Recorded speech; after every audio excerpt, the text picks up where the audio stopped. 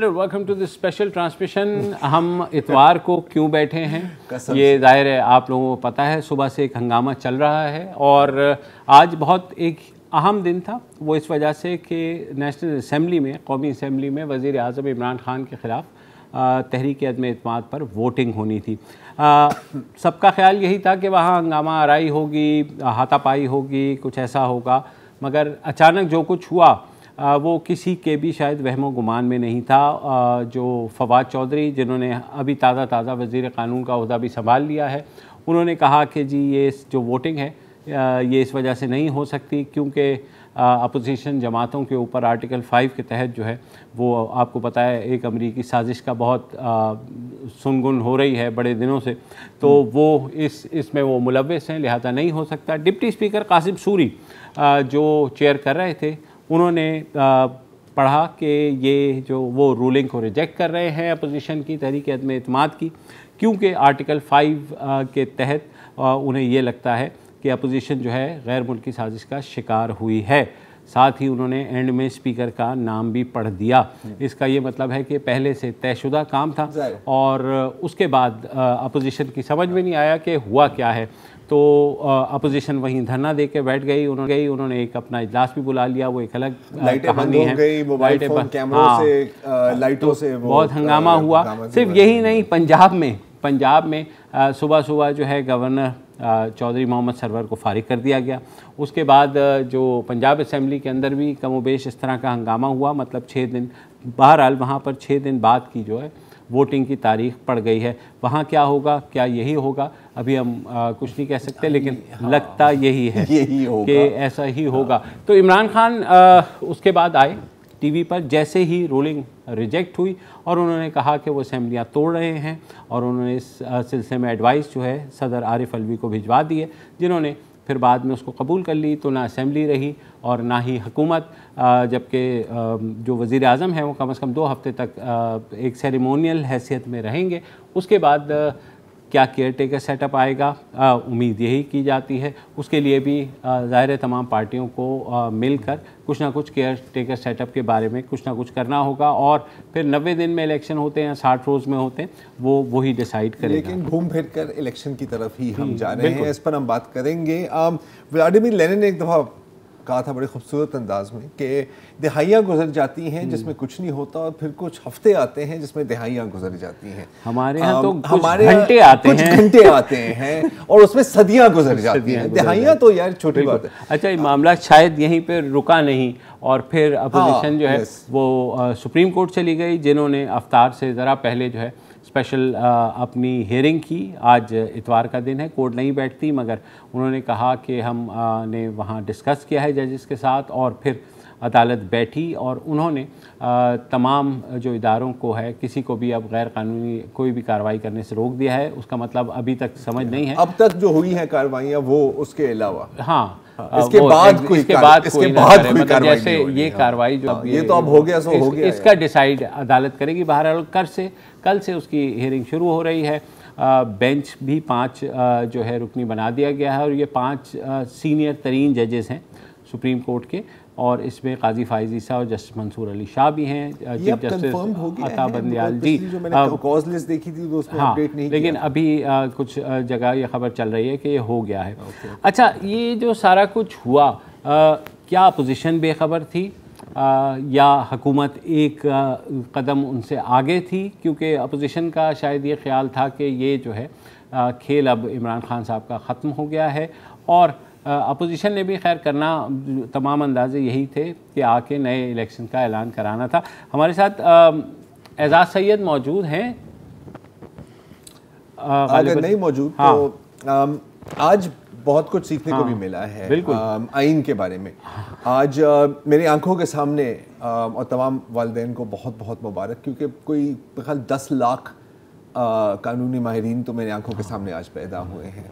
अब एक बड़ी मज़ेदार चीज़ देखी है आइन के बारे में कि 62-63 आइन का हिस्सा है, शिक़ आइन की। जब वो इस्तेमाल होती है आपके मुखालफिन के ख़िलाफ़, तो इससे बेहतर तो कोई आइन और कानून है ही नहीं दुनिया में। लेकिन जब चीज़ें आपके खिलाफ जारी होती हैं तो फिर वो एक कागज़ का टुकड़ा है, उसको पेपर प्लेन आपकी तरह पेपर प्लेन बना के उसको उड़ा दो, जो भी करना है आप कर लें। हम जो अब फैसले करते हैं ना मुबशिर, वो इस बुनियाद पर नहीं है कि ये सही है या ये गलत तरीका है, या ये आइनी है या ये गैर आइनी है। पैमाना सिर्फ इतना है कि क्या ये मेरे लीडर और मेरी पार्टी के हक में है या नहीं है। ये जो आज आपने देखा है और जो हम पिछले हफ्तों में देख रहे हैं, महीनों में देख रहे हैं, ये सिम्टम है उस बीमारी का, और मुझे तो लगता है कि अब ये लाइलाज बीमारी है। अच्छा, आर्टिकल 5 की भी खूबसूरती देखें, 2 उसके सब सेक्शंस हैं, बेसिकली 2 पॉइंट्स हैं। पहला पॉइंट जो उन्होंने जिसके ऊपर ये रूलिंग दी है वो ये है कि हर शहरी जो है वो लॉयल होना चाहिए स्टेट के साथ, ठीक है, ये पहला।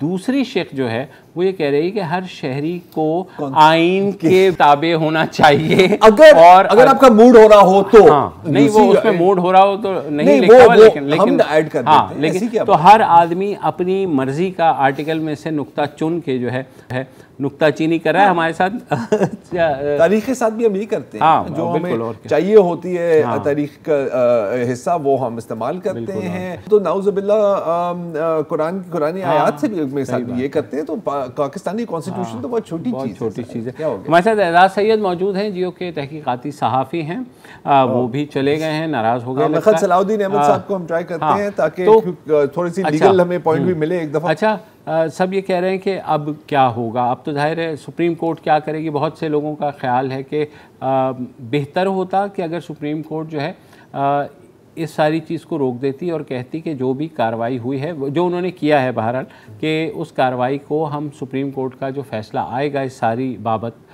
उससे हम नथी कर रहे हैं। इसका ये मतलब है कि सुप्रीम कोर्ट ये भी डिसाइड करेगी कि आज जो कुछ कौमी असम्बली में हुआ कि उसकी कानूनी और आइनी हैसियत क्या है। इन रियलिटी बहुत कुछ जो है बदलता है। एजाज़, आप हमारे साथ मौजूद हैं? हेलो जी मुशर्रफ भाई, मैं बिल्कुल मौजूद हूँ। एजाज़ नज़र तो आ रहे हैं? हाँ, नज़र आ रहे हैं, लेकिन उनकी आवाज़ नहीं आ रही है। जी एजाज़, आ रही है। एजाज़, आप मुझे बताइए कि सबसे पहले तो हम ये भी जानना चाहते हैं कि क्या अपोजिशन के इल्म में था कि हुकूमत ये भी एक नई चीज़ निकाल के ला सकती है आइन से, या आपके ख्याल में दे वो कॉट बाय सरप्राइज?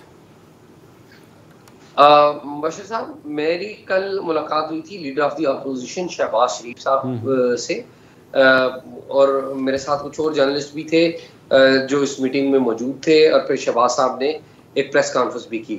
जो उनकी बॉडी लैंग्वेज जिस वक्त नज़र आ रही थी हमें, वो तो बड़े मुतमिन नज़र आ रहे थे, और उनको ऐसा लगता था जिसका यकीन है कि वो इस सारे खेल में एक अल्टीमेट बेनिफिशरी होंगे। मुझे नहीं लगा कि शहबाज साहब को किसी किस्म का कोई डाउट था या कोई खौफ था। उनको बस सिर्फ इतना था कि बस ये एक प्रोसेस की बात है, प्रोसेस से गुजरना है उन्होंने, और नंबर उनके पास पूरे हैं। और फिर उन्होंने वज़ीर आज़म की जो शेरवानी सिलवाई हुई है वो पहन के अगले दिन वज़ारत उज़्मा का हलफ उठाना है। तो उनका मूड भी खुशगवार था, और यही हाल था। आज सुबह मैं पार्लियामेंट लॉजेस में तमाम जो अपोजिशन के मुस्लिम जी के इन तमाम वो बड़े मुतमईन थे। वो ऐसा लग रहा था कि वो सिर्फ एक सेरेमनी होनी बाकी है, बाकी prime minister Imran Khan doesn't exist. तो इतना ज्यादा कॉन्फिडेंस था। मेरे ख्याल में शायद अपोजिशन ने इस तरफ सोचा भी नहीं था कि इमरान खान साहब एक ऐसा पता खेलेंगे जो कि अपेरेंटली ज़ाहिर है अदालत ने ही फैसला करना है, लेकिन अपेरेंटली वो with in the parameters of constitution तो नहीं है, लेकिन बज़ाहिर उसने इस जो एक्शन है उसने जो अपोजिशन है उसको मायूस किया है।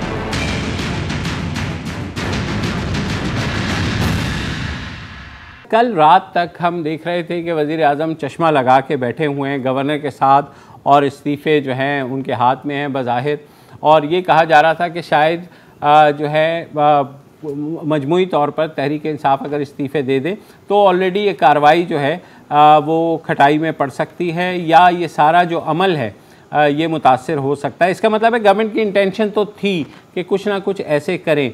तो ये जो अब नए लीगल माइंड्स हैं, आपको पता है कि ये किसने किया है? क्योंकि फ़रोग नसीम साहब तो हुकूमत से निकल गए, बाबर एवान साहब हैं अपनी जगह मौजूद, लेकिन अटॉर्नी जनरल ऑफ पाकिस्तान, ये भी कहा जा रहा है कि उनसे भी जब मशवरा किया गया तो उन्होंने कहा था कि ये ना करें। आपके इल्म में कोई ऐसी बात है?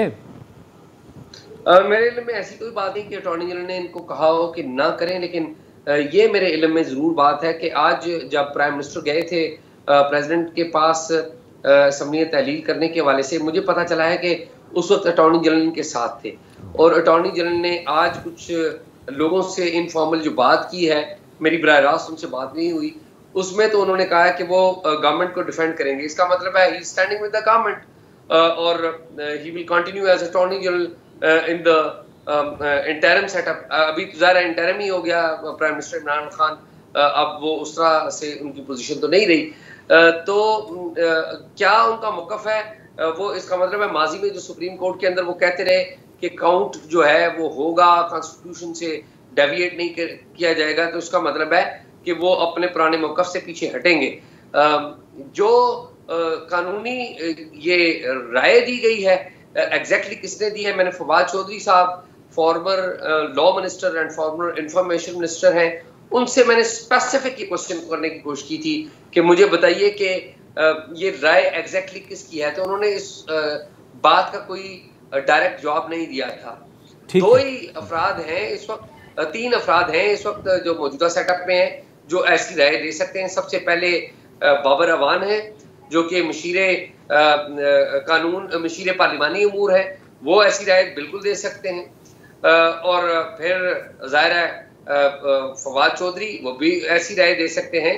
और फिर इनके बाद अटॉर्नी जनरल जो कि चीफ लॉ ऑफिसर कह लें फेडरल गवर्नमेंट के, वो हैं, तो उनसे मुझे नहीं पता उन्होंने राय दी है या नहीं, लेकिन ऐसा लग रहा है कि शायद बिल्कुल मुशावरत तो उनसे हुई होगी। ठीक है एहसास, यहीं रुकेगा। हमारे साथ हमारे इस्लामाबाद का जो पैनल है उन्होंने ज्वाइन, फहद हुसैन हमारे साथ हैं, आदिल शाहजेब हैं, अफसा कोमल हैं, नादिया मिर्ज़ा हैं। सबसे पहले तो आप सबको सैल्यूट क्योंकि आप तो सुबह से लगे हुए हैं, हमें पता है हम ज़्यादती कर रहे हैं आपके साथ इतनी देर आपको बिठा के, बट क्रेडिट व क्रेडिट इज़ ड्यू। अगर आप इजाज़त दें तो एक सवाल मेरा इनसे है, और फहद मैं आपसे पूछना चाह रहा हूँ, आज जो हमने देखा है और आप तो minute by minute second by second देख रहे हैं, ये जो खूबसूरत तरीन प्रेसिडेंट हमने आज इस्टेब्लिश होते हुए देखा है, अब हम जानते हैं कि सुप्रीम कोर्ट इस पर फैसला देगी, वो क्या देगी हमें नहीं पता। गोइंग फॉरवर्ड ये कितना खतरनाक साबित हो सकता है फहद आपकी नज़र में? अच्छा देखिए, मेरे ख्याल में ख़तरनाक तो जितना कहें उतना कम है, इसमें तो कोई शक ही नहीं है, क्योंकि आपकी जो रनिंग ऑफ द स्टेट है उसके ऊपर एक सवालिया निशान आया हुआ है। इसलिए नहीं कि इस वक्त जो है वो मुल्क में पार्लियामेंट नहीं है और काबीना नहीं है और ये असेंबली नहीं है, वो तो नोटिफिकेशन भी आ गया कि वज़ीर आज़म साहब को उन्होंने कायम मुकाम वज़ीर आज़म बना दिया है। लेकिन इसलिए क्योंकि ये जो आज प्रेसिडेंट सेट हुआ है, इससे ये साफ जाहिर हो रहा है कि अगर तो स्पीकर को ये सवाबदीद हासिल रहती है जी, तो रूल करे और आइन को अपने तरीके से उसकी तशरीह करे, तो फिर तो मेरे ख्याल में जो हमारा एक फंक्शनल सिस्टम है ज़रार, उसके ऊपर एक सवालिया निशान बन जाता है। तो मेरे ख्याल में आज तो जितना बड़ा धचका आज हमारे आइनी फ्रेमवर्क को लगा है, मुझे नहीं याद पड़ता। ठीक है, हमारे यहाँ मुल्क में मार्शल लॉज भी आते रहे और तमाम तरह मामला होते रहे हैं, लेकिन पार्लियामेंट के अंदर से पार्लियामेंट को इस तरह की ज़र्ब जो है वो शायद ही कभी हमने देखी हो। तो मेरे ख्याल में अगर इसका कोई करेक्टिव मेजर ना हुआ बहुत जल्द, तो जो इसकी सीरियसनेस है वो आने वाले दिनों में बढ़ती जाएगी, कम नहीं होगी। जी, वैसे कम से कम चले हम इतना तो कह सकते हैं कि हम हमेशा कोई नई चीज़ लाते हैं आपके सामने ना, पुराने तरीक़ों से हम थक जाते हैं। आदिल, अफसा, नादिया साहिबा, मैं आपसे तीनों से ये सवाल है, जो भी इसका जवाब देना चाहे। एक मेरे जहन में ख्याल आया था कि वो वक्त बदलने में कोई मतलब बिल्कुल वक्त नहीं लगता ना, जो एक वक्त पे मतलब इस्टेब्लिशमेंट के कसीदे पड़े होते थे, अब वही नाराज़ हुए हैं। दुनिया गोल है और बहुत जल्दी से चीज़ें तब्दील हो जाती हैं। मैं सोचने लगा था कि आज आपने देखा होगा सबने कि खुशी की लहर दौड़ी अमंग इंसाफियन ब्रिगेड्स, मास्टर स्ट्रोक, एक बॉल से 3 विकेट्स वगैरह वगैरह वगैरह। अब आप फर्ज करें एक सेकेंड, नाउज़ुबिल्लाह, कि अगर इस वक्त नवाज शरीफ की हुकूमत होती और उनको वोट ऑफ नो कॉन्फिडेंस का सामना करना पड़ता और स्पीकर भी उनका, सब उनका, इंतजाम भी उनकी, और वो इस तरह की हरकत करते, तो किस किस्म का रिएक्शन आता? अब सा मैं आपसे जानना चाह रहा हूँ, आपका क्या ख्याल है? अब मेरे ज़रार अगर बल्कि आपने तो किसी और सियासतदान की हुकूमत की बात की, आप जैसे नॉन कंट्रोवर्शियल शख्स की भी अगर हुकूमत होती तो आज आर्टिकल 6 का मुतालबा किया जा रहा होता। और मैं जानती हूँ बहुत से हमारे मीडिया के भी साथी ऐसे हैं जो बड़ा एहतियात और मोहतात होकर आर्टिकल 6 तक बात जाती है, लेकिन आज जो लीगल हम सुन रहे थे नुक्ता तमाम बड़े जयद शख्सियात का, तो वो इसके ऊपर बड़ा खुल कर ये बात कर रहे थे कि स्ट्रेट अवे आर्टिकल 6 का मामला है। और फिर उसके बाद सोशल मीडिया की हद तक भी जिस तरह का इंप्रेशन हुकूमती शख्सियात दे रही हैं, फिर फवाद साहब का ये कह देना कि ऑपोजिशन किन टेक्निकल जस्टिस के मामलात के अंदर पड़ गई है। ये जो सियासत है ये अदालतों में नहीं होती है, बाहर सड़कों पे होती है। तो ओवरऑल गवर्नमेंट का आइडिया और इसको फिर इसके ऊपर जो बयानियाँ वो अपना रहे हैं, उसमें आइन हमें कहीं पे नज़र नहीं आ रहा, जो कि एक बड़ा ख़तरनाक ट्रेंड भी हो सकता है। और फिर ऑब्वियसली हमारे यहाँ फॉलोइंग, कल्ट फॉलोइंग है, खासकर PTI के हवाले से हम यही देखते आ रहे हैं। तो इस हिसाब से मुझे लगता है कि जो इस पर तबसरे हो रहे हैं और जो रिएक्शंस आ रहे हैं, वो काफ़ी आवाम की हद तक भी उसके ऊपर मेरे ख्याल से प्रायोरिटी सेट करने की ज़रूरत है। अच्छा आदिल, मैं आपके पास आता हूँ। ये जो सारा कुछ हुआ, ज़मीर भी तो जागे। 63A की जो पटिशन है ऑलरेडी सुप्रीम कोर्ट में ज़ेर समात है।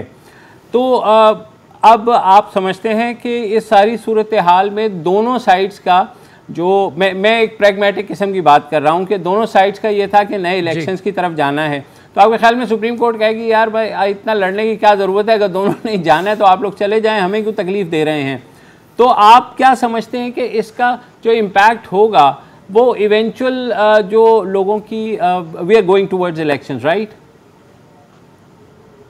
देखें मुबश्शिर साहब, पहली बात तो ये बुनियादी बात ये है, इस वक्त असल डिबेट इस वक्त ये होनी चाहिए कि आज जो आइन के साथ खिलवाड़ हुआ, और मैं ये बड़ा खुल के ये कह रहा हूँ कि आज जो कुछ हमने देखा, जो कुछ हुआ, ये नहीं होना चाहिए था। चाहे इसका फ़ायदा इमरान खान को पहुँचे, चाहे इसका फ़ायदा जो है अपोजिशन को पहुँचे। क्योंकि देखें एक चीज़ हम इस वक्त जो हमें क्लियर डिवाइड नज़र आ रही है कि आज जो आपके आइन के साथ जो कुछ हुआ, उससे ऐसे लोग मौजूद हैं जो कि हम बड़े मायूस भी हुए। मैं और फाद साहब उस वक्त भी बात कर रहे थे, जो जस्टिफाई कर रहे हैं, वो PTI और इमरान खान की मोहब्बत में इस सारी एक्सरसाइज को जो है वो जस्टिफाई कर रहे हैं। अब जो आपने वो पैसों वाली बात की, देखें इस वक्त तक हमारे पास कोई सबूत नहीं है, लेकिन हमें यह भी पता है कि पाकिस्तान में ज़मीर जो है वो कैसे जगाए जाते हैं। तो तारीख़ हमें बताएगी कि ये ज़मीर कैसे जगाए गए, तो उस पर तो फ़िलहाल हम बात करने की पोजीशन में नहीं है। अलबत्ता जो एक वज़ीर-ए-आज़म पाकिस्तान में 5 साल पूरे क्यों नहीं कर सकता, ये बुनियादी सवाल हमें ज़रूर उठाना चाहिए, लेकिन ये उसका टाइम नहीं है। इस वक्त हम सबको सिर्फ ये पूछना चाहिए कि ये जो आर्टिकल 69 में हमें जो अब पता चल रहा है कि ये तो लिटरली डिक्टेटरशिप है स्पीकर की, वो कल को कोई भी रूलिंग दे सकता है, कुछ भी कर सकता है। कल एक सिटिंग प्राइम मिनिस्टर को कह सकता है कि जनाब आप ईवान में दाखिल ना हो, कल से आप प्राइम मिनिस्टर नहीं है। तो अदालत क्या उठ के ये कह सकती है कि जी आप जो उधर स्पीकर की रूलिंग है उससे हम जो है वो उस पर कोई बात नहीं कर सकते, या पार्लिमान की कार्रवाई पे हम बात नहीं कर सकते? तो सेनेट में एग्जैक्टली सॉरी एक वक्फा लेना, एक वक्फा लेना। वापस हैं नादिया भी हैं एक वक्फे के बाद।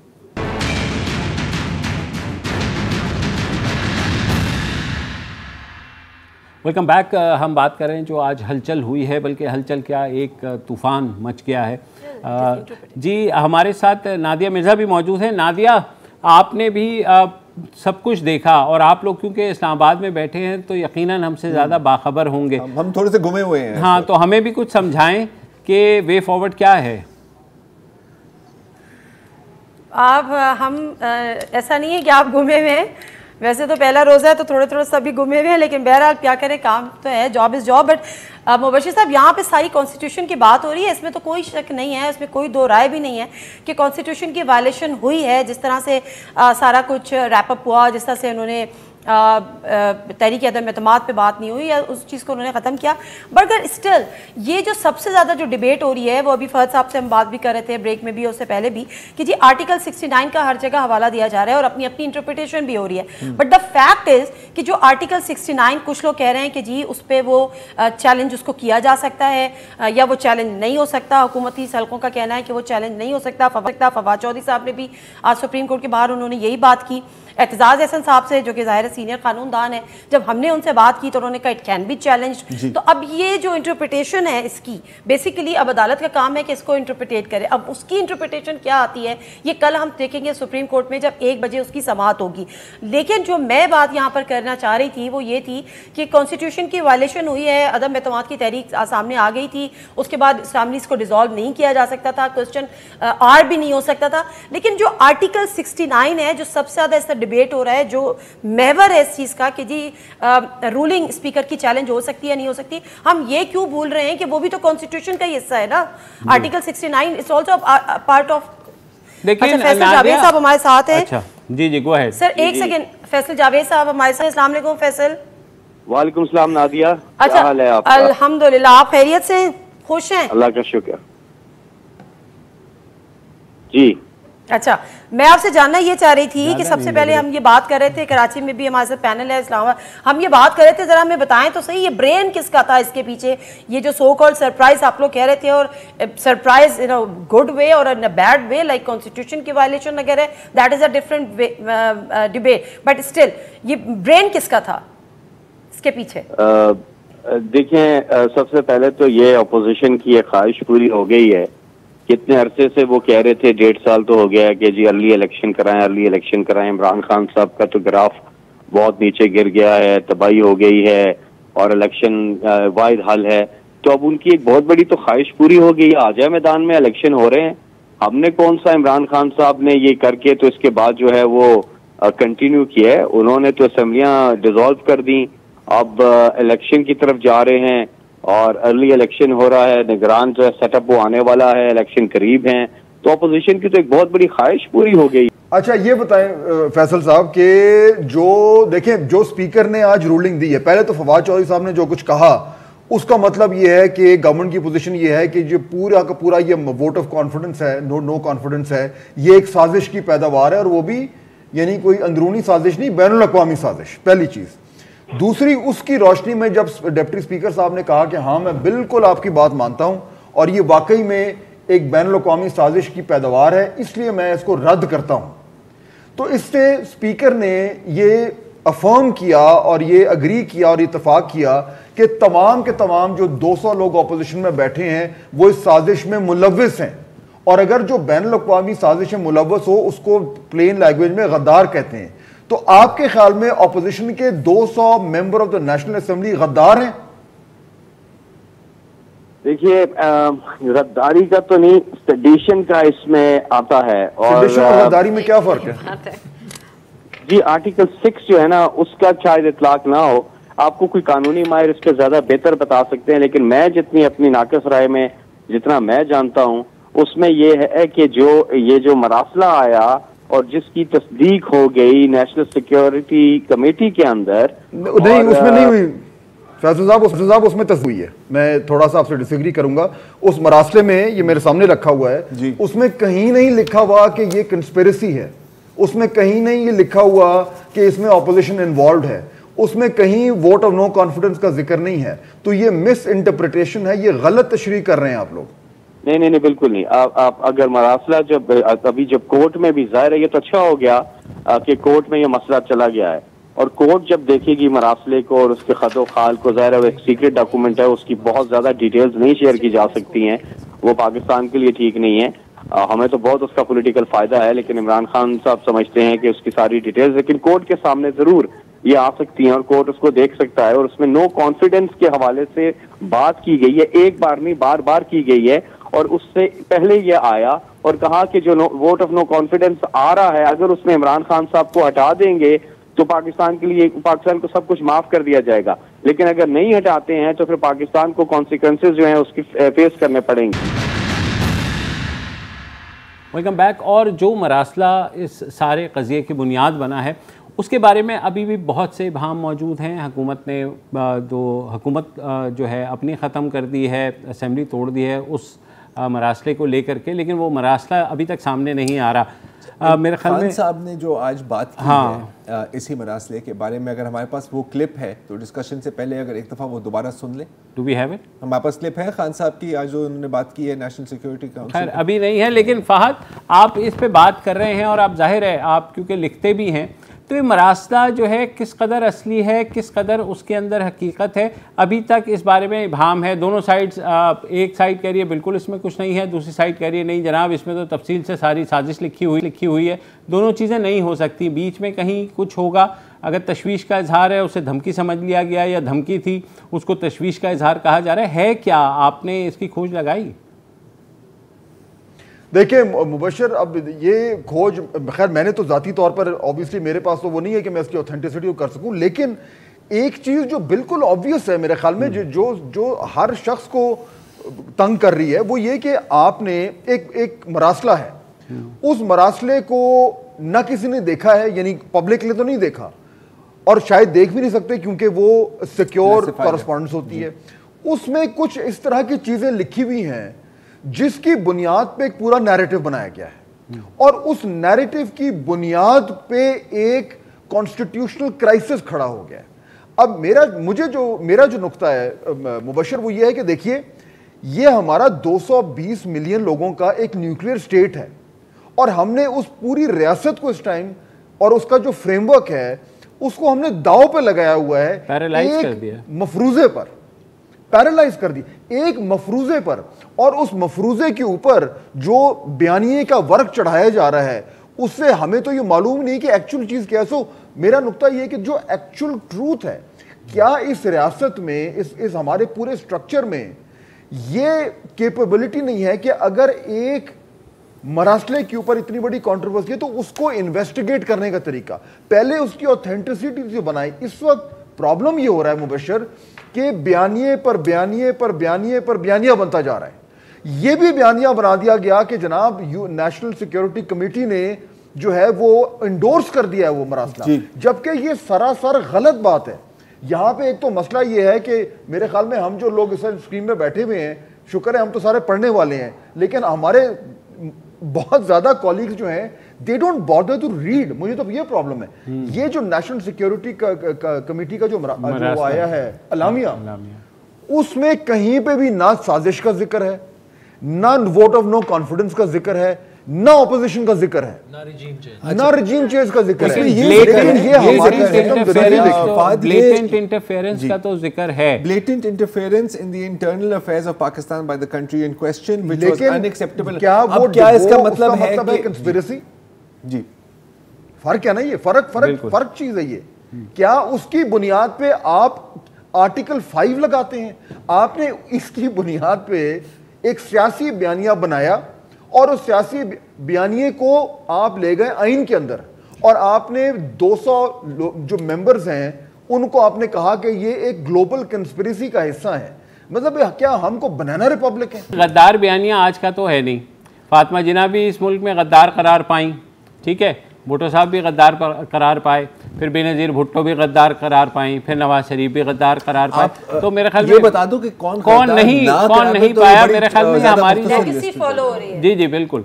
तो हर दफ़ा ये गद्दार कार्ड कहीं ना कहीं खेला जाता है और बदकिस्मती इसकी ये है कि जो खेलता है वो 4 साल बाद जाके भुगतता भी है, लेकिन ये चीज़ कोई नहीं सीखता। गद्दार कर दी, मैं आप ही गद्दार हुई। हाँ, ये सीखता भी नहीं। दूसरा ये कि ये मेरा ख्याल है मुबश्शिर भाई पहली दफ़ा हम ये देख रहे हैं कि एक ऐसी जमात बरसर इक़्तिदार आई है जो अगर आप उनके साथ नहीं हैं तो जितने आप हैं आप सारे के सारे गद्दार हैं। ये एक फ़र्क ज़रूर है। पहले तो ये होता था ना कि भुट्टो साहब के ज़माने में वली खान गद्दार थे, मुफ्ती महमूद साहब गद्दार थे, 3-4 गद्दार थे, बाकी लोग जो थे वो ठीक थे। लेकिन इस वक्त जो है बस आप अगर उनके साथ हैं, अगर इवन सहाफ़ी भी, अगर आप प्रो रिजीम जर्नलिस्ट हैं तो आप गद्दार नहीं हैं, लेकिन अगर आप दूसरी साइड पे हैं, इंडिपेंडेंट जर्नलिस्ट हैं, तो फिर आप गद्दार हैं। देखिए ये जो फ़ाज़ साहब बात कर रहे थे ना ये डिप्लोमेटिक केबल वाली, देखिए हमें ये देखना पड़ेगा डिप्लोमेटिक केबल होती क्या है। वो आपके एक एम्बेसडर की असेसमेंट होती है।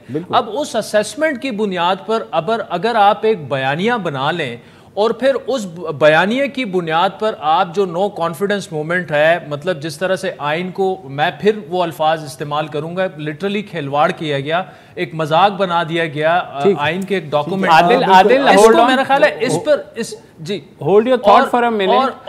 और यही कुछ फहद भी कह रहे हैं कि ज़ाहिर है जब ये बयानिया बन जाता है लोग पढ़ने की जहमत तो कोई करता नहीं है ना, तो क्योंकि अंधी अकीदतें हैं, अंधी नफ़रतें हैं और अंधा एतक़ाद है, तो ये सारी चीज़ें उस पैराए में आती हैं। यहाँ हमें वक्फ़ा लेना है, वक्फ़े के बाद जब नेक्स्ट आवर में आएंगे तो आप लोगों से गुफ्तगू का सिलसिला जारी रखेंगे।